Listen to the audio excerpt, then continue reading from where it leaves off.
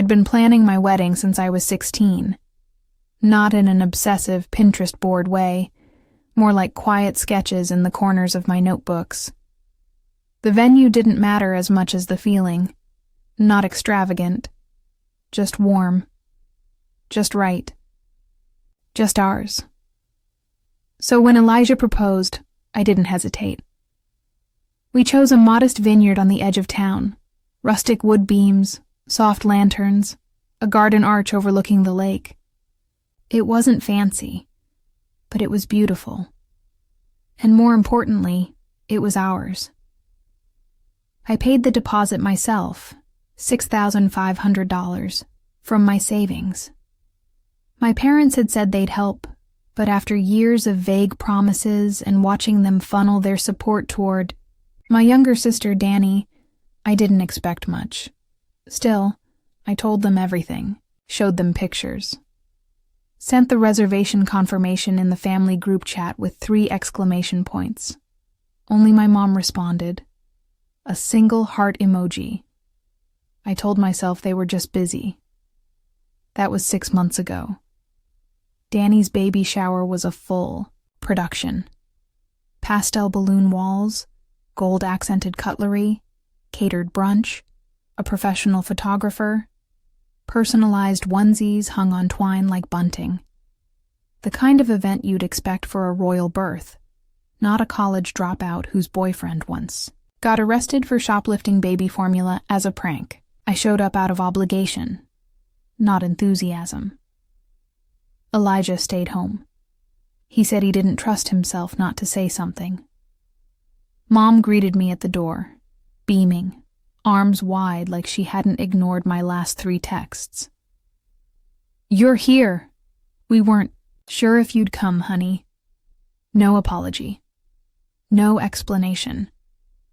Inside, Danny floated around in a flower crown, basking in attention, snapping photos in front of a sign that said, "Baby Mila is almost here." I paused, stomach twisting. Wait, Mila. That was the name I'd told my mom years ago I wanted if I had a daughter. She swore she hadn't told anyone. By dessert, I was hiding on the back porch, texting Elijah under the table. Me. Do you think they used my deposit money for this, Elijah? What makes you say that? Me. BC, this looks like a $7K at our baby shower. Me. And my wedding venue emailed me yesterday. Me. Said the date was released due to failure to finalize balance. Me. I called me. Someone canceled it. The air left my lungs. I'd felt the drop, the cold bottoming out of my stomach. But seeing it in words made it real. They canceled my wedding venue and didn't even tell me. That night, I confronted my mom on the phone. Not with rage, just silence, heavy and waiting. That made her crack faster. "It wasn't personal," she began. Which is exactly what people say when it's entirely personal. "Your sister is going through so much, and you and Elijah can always reschedule. It's not like you lost anything." "I lost the venue, Mom. I mean financially. It's not like I paid the deposit." Pause. Dead air. "You did?" she finally asked, voice suddenly smaller. I thought your dad took care of that." "No. I sent the payment myself. From my savings." "You knew that." She went quiet.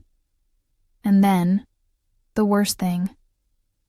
"Well, you should have said something if it mattered that much." I didn't cry. I didn't scream.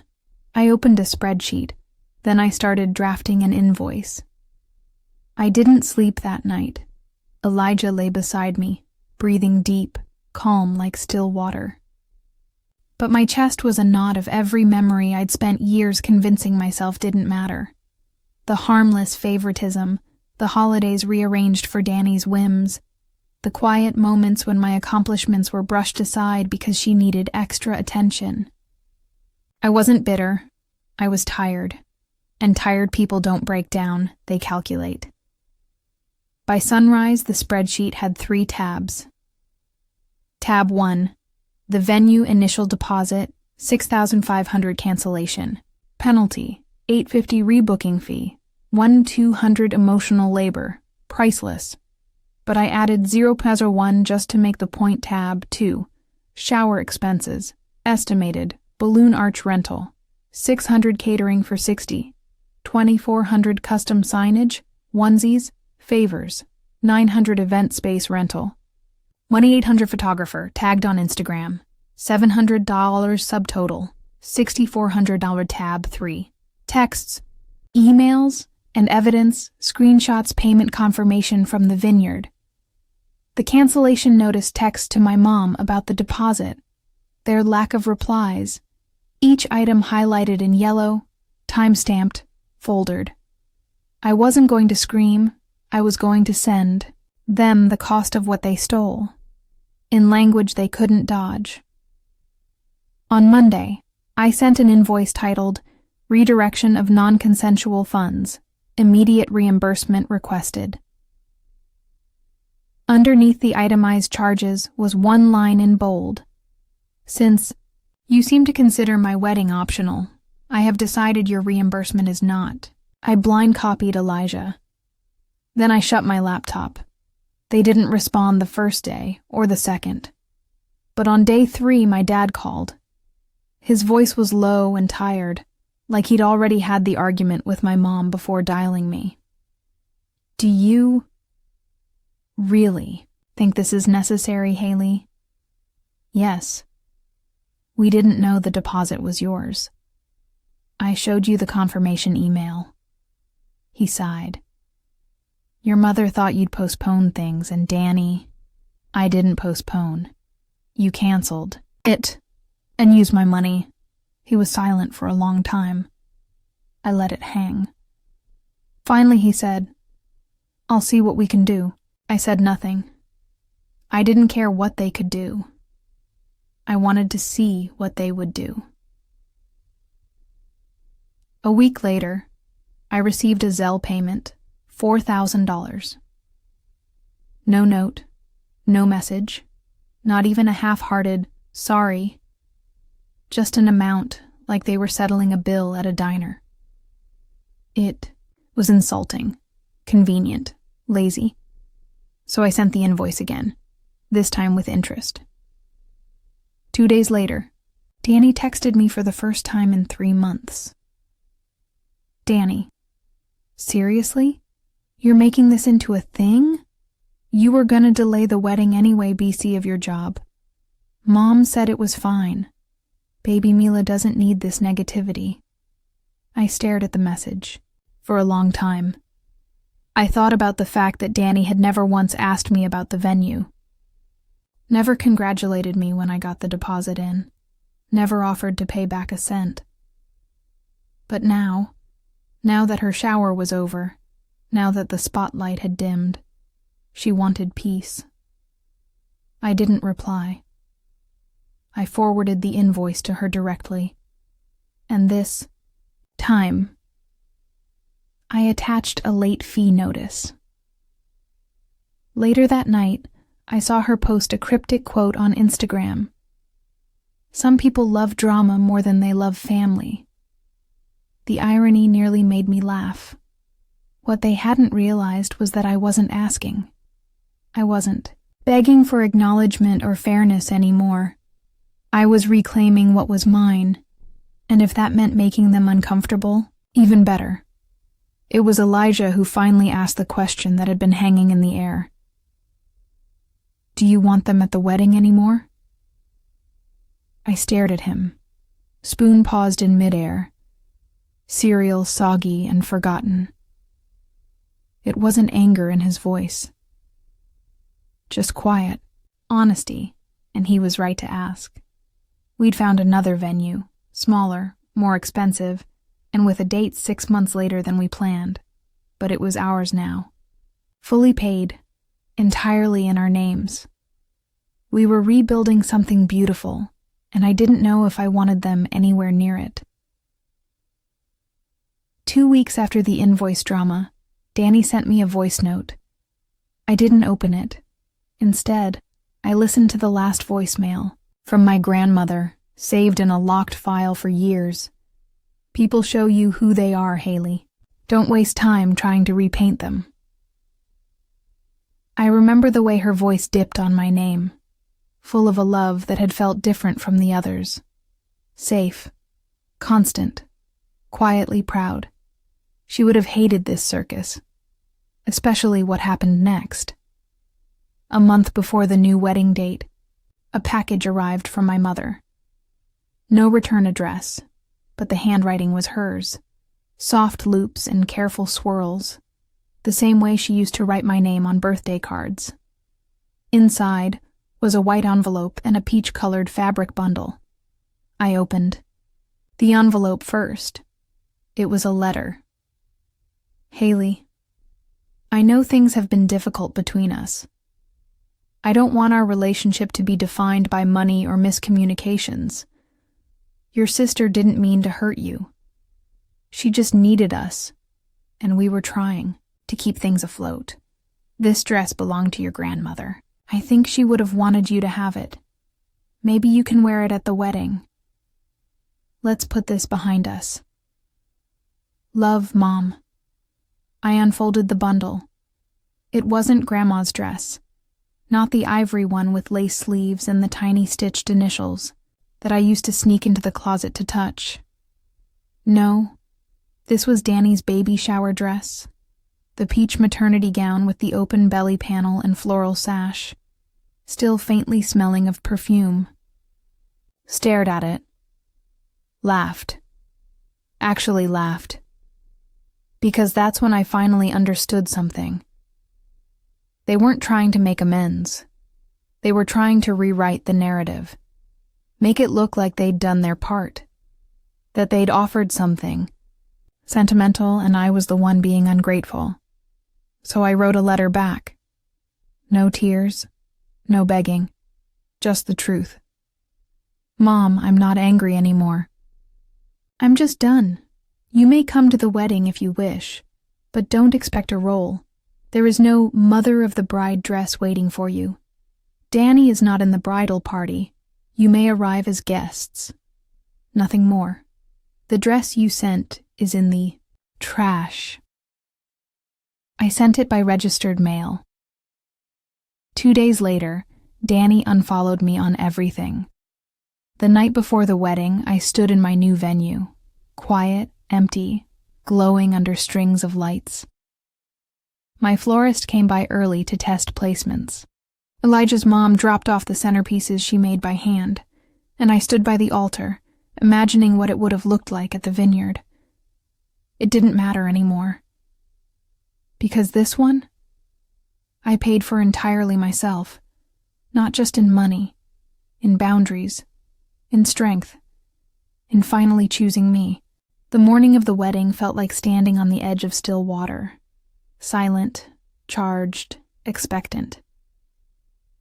It was calm, too calm.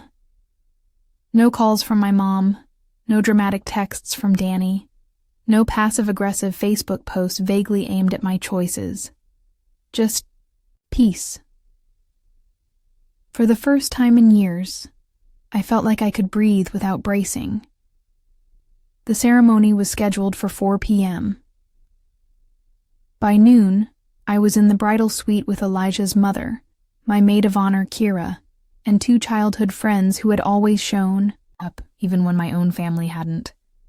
There was laughter, champagne, real warmth, no performances. No obligations, no walking on eggshells. Elijah sent a voice memo I kept replaying. Marrying you today feels like the easiest choice I've ever made. No chaos, no drama, just us. I cried. But for once, they were the right kind of tears. 7 p.m. The guests had arrived. Music played softly from the speakers. A breeze rustled through the rows of chairs.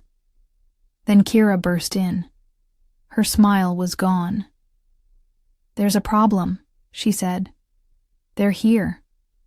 I didn't ask who. I knew. I stepped outside the suite and looked toward the entrance of the venue, and there they were. My mother, my father, and Danny, wearing white. Not just white. Floor-length, lace-detailed, veil-draped white. My chest didn't rise, didn't fall. For a second, I thought maybe I'd stop breathing. Elijah's aunt tried to intercept her at the door, but Danny smiled and said loudly, "I'm here for my sister's special day. I just wanted to match the theme. I'm so happy for her." Cameras turned, eyes turned, whispers floated like smoke, and then I saw what she was holding. A gift box, wrapped in ivory ribbon, subtle, symbolic, designed to be captured. I could see it, clear as day. She wanted her entrance to be the story, the redemption arc, the "I made an effort" moment, the one people would post about later. Sisters reunite at wedding, forgiveness wins. But forgiveness only works when someone says, "I'm sorry," and Danny never had. I stepped out into the courtyard. No bouquet, no music, just me. People turned. Danny's smile widened like she'd won. And then I spoke. Security. I hadn't wanted to hire anyone, Elijah insisted. 2 men in suits stepped forward immediately. "She's not on the guest list," I said, nodding at Danny. "Neither is she," I added, motioning to my mother. My father opened his mouth. "You can stay," I said to him, "but if you speak out of turn, you'll join them." A pause, then a few gasps. One aunt clapped. I still don't know if it was out of support or shock, but in less than 30 seconds, Danny was being walked out, her fake tears failing to convince anyone, her gift left behind on a table, unopened. Mom hissed something under her breath as she left. I didn't listen. I was done listening to people who only speak when they want to be forgiven without doing the work. Inside, the music started again. I took a deep breath, then walked myself down the aisle. No one gave me away, because no one ever truly had me, not in the way that mattered. I was mine now. The rest of the ceremony was perfect, not in the Pinterest perfect way, in the real way. There were tears, but they were happy. Laughs, but from love, not obligation. I looked out at the guests and realized something I never had at other family events. Everyone here actually wanted to be here. There were no silent guilt trippers, no dramatic exits, no emotional hostages pretending everything was fine for the sake of peace. It was peace, real peace. And then came the reception, and the moment they never saw coming. The banquet hall was softly lit, glowing under golden chandeliers and flickering candles. Elijah and I did our first dance to a song we picked out during one of our hardest weeks, the one where I almost called everything off after the original venue debacle. It wasn't romantic then. It was survival. But now it felt like rebirth. After dinner, after the toasts, Elijah leaned in and whispered, "You still want to do it?" I smiled. Let's. When the DJ announced a special message from the bride and groom, the guests hushed. Phones came out, eyes turned to the projector screen. What they saw first was nothing unusual, a slideshow of photos of us. Childhood pictures, vacations, random selfies. Then, a folder titled Family Moments. The first image, a screenshot of the wedding venue deposit confirmation, with Hayley's name clearly listed.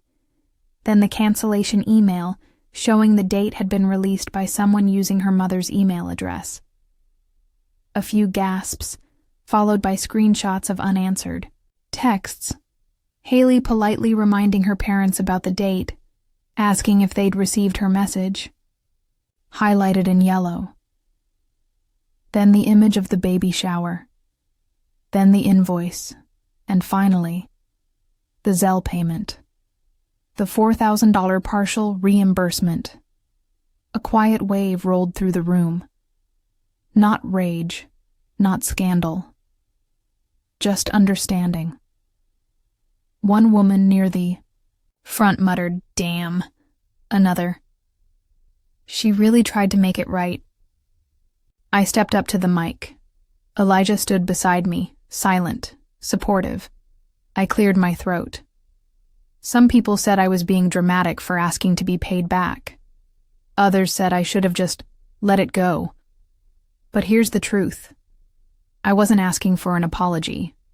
I was asking for respect. And if you don't stand up for yourself, people will rewrite the story and hand you the ending you never agreed to. The room held its breath. But not this time. This time, I wrote the ending myself. Applause started slowly, then erupted. Later, after the music resumed, Elijah pulled me aside. "Your grandma would have been proud," I nodded, blinking back a tear. "She would have told me to charge interest." We laughed, and as we danced, I saw something at the corner of the room. My father, still there, still silent, but he raised his glass to me, and for the first time in years, maybe ever, there was no pity in his eyes, only respect. By Monday morning, 3 things had happened. My wedding video clip, the one with the invoice slideshow, had been reposted by a mid-sized Instagram account that shares modern weddings with a twist. A stranger with a blue checkmark had DM'd me asking if I wanted to share my story for a bigger platform. Danny posted a 10-slide story titled, "The Truth My Sister Left Out." In it, she wrote things like, she knew we were struggling. She just didn't care. I offered to pay her back, and she said she didn't want money, just accountability. Imagine turning your own wedding into a revenge stunt. So toxic. I wore white to honor her. She didn't even let me explain. Each slide had a photo filter that made it feel more like a grief post than an attention grab. I almost admired the performance. Almost. But what she didn't realize was this. People can spot a manipulator trying to sound like a victim, especially when the receipts are already out there. And the internet? It does not forgive fabricated timelines. I didn't respond. Not directly. Instead, I uploaded a TikTok with a voiceover that simply said, "When they use your wedding deposit for a baby shower, you weren't invited to plan. Then wear white to your wedding. Then call you toxic for showing the receipts." Set to soft piano. Music overlaid with just 2 images, the original deposit confirmation. A blurry photo of Danny being escorted out in her fake wedding gown. That was it. No hashtags. No tags. Just the truth. It hit 1.2 million views by the next day. Then came the email. Subject: Story Inquiry. From local to national high. Hayley, I'm a writer for a publication doing a series on modern boundaries and family betrayal. Your story has sparked conversation not just because it's shocking, but because it's real. If you're open, I'd love to interview you. This could be a space for others to realize they're not alone. Respectfully, J. Layton, editorial writer. The current I read it 3 times before forwarding it to Elijah. Me. What do you think? Elijah. Only if it's on your terms. But yeah, people should hear it. I agreed to the interview, but only if names were changed. and only if they published my quote, unedited, at the end. Sometimes the first act of love is drawing a line, and the second act is refusing to erase it, even when they beg you to. A week later, the article went live. When family takes too much. One woman's quiet revenge. Comments poured in. Hundreds, then thousands. Stories from people who had their wedding funds raided. Their savings handed off to golden siblings. Their boundaries trampled in the name of family. Turns out I wasn't alone. And suddenly, I wasn't ashamed. I was free. It started with a cousin I hadn't spoken to in years. Marcy. Hey, I just talked to your mom. She said you're spinning things online? Are you okay? Then an aunt. Aunt Lynn. Sweetie, I saw the article. It's very one-sided. Your poor sister's been crying for days. Then a comment under the wedding TikTok. Family first always. Bet she didn't mention how her sister was pregnant and dealing with depression. All for some venue drama? Yikes. And just like that, the smear campaign began. But this time, I wasn't surprised. This time, I was ready. They weren't trying to fix anything. They were trying to undermine me, twist sympathy away from the facts, flood the narrative with context until the truth felt diluted. But here's what they didn't understand. I wasn't playing the sympathy game. I wasn't crying for attention or flinging pain into the world hoping for applause. I had documentation, I had a voice, and I had no more use for their approval. Journalist I'd turned down earlier circled back. This one wasn't interested in just a personal piece. She wanted to do a full podcast episode about financial betrayal between family members, the kind that gets buried under shame and guilt. She said my story had sparked a wave of submissions, siblings who'd had college funds redirected, inheritance stolen, wedding deposits reassigned, car payments borrowed and forgotten. We recorded the interview over Zoom, just my voice. No names, no faces. But the message was clear. Family is not immunity. It is not a free pass to take what you want and call it love. A week later, Danny tried a different route. She posted a carousel of family photos, holidays, birthdays, cookouts, all perfectly filtered, captioned. People forget what really matters. We were sisters once. We shared everything. I hope one day she remembers that. The comments were exactly what she wanted. You're the bigger person. Some people change when they get attention, blood over bitterness. I didn't reply, but I did message Aunt Lynn, the one who DM'd me before. I sent one image, the baby shower invoice, laid out beside the original wedding venue contract, side by side, names, dates, emails, no caption, just facts. Her response? Wow. Okay. I didn't know it was that clear. I'm sorry. One down. The real turning point came when my grandmother's attorney reached out. Apparently, he'd seen the article, and he had news. There's a second letter, he said. From your grandmother. It was meant to be given to you upon your wedding. Somehow it was misplaced.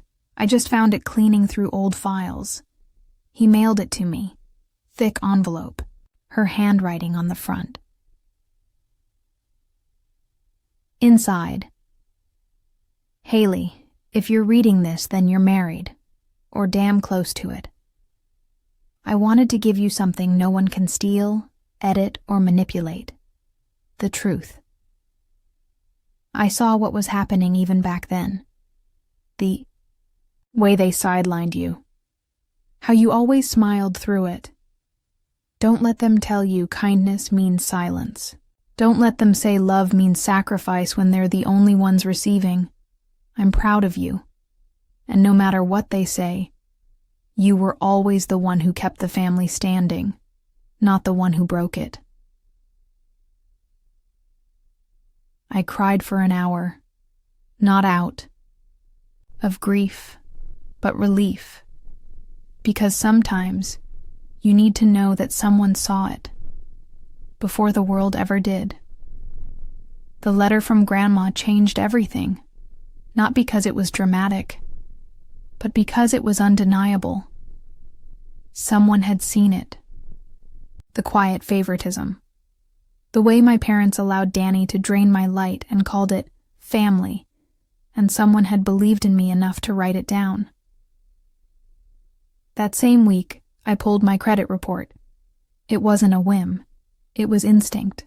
A knot that had sat in my stomach for years and only now started to unravel. The moment I saw the results, I felt the room tilt. There were 2 open lines of credit I didn't recognize. One from when I was 19. Another from the year after college. Both with my name. Both with my father's email address as a secondary contact. Both quietly paid off with my tax refunds. The ones I never understood why I wasn't receiving. Over $18,000. I didn't confront them. I called a lawyer, then a forensic accountant. Then I sent one final email to my parents and Danny. Subject: Final notice of full report of misused accounts and redirection of funds is being submitted to my legal counsel for potential civil proceedings. You are no longer authorized to speak on my behalf to any third party, relative, or online platform. All future communication will go through legal channels. Best, Hayley, no signature. No warmth. Just the truth, like they'd never given me. 3. Weeks later, I received a certified letter from a family friend.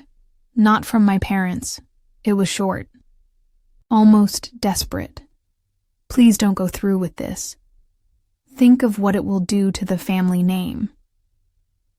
But there it was again. The family name. Not me.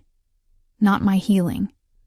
Not my savings or my stolen time or the years of being told I was too sensitive, for noticing their theft dressed up as tradition. Just their image. Just the mask. And I was done protecting it. The lawsuit didn't go to court. They settled privately, quietly, embarrassingly.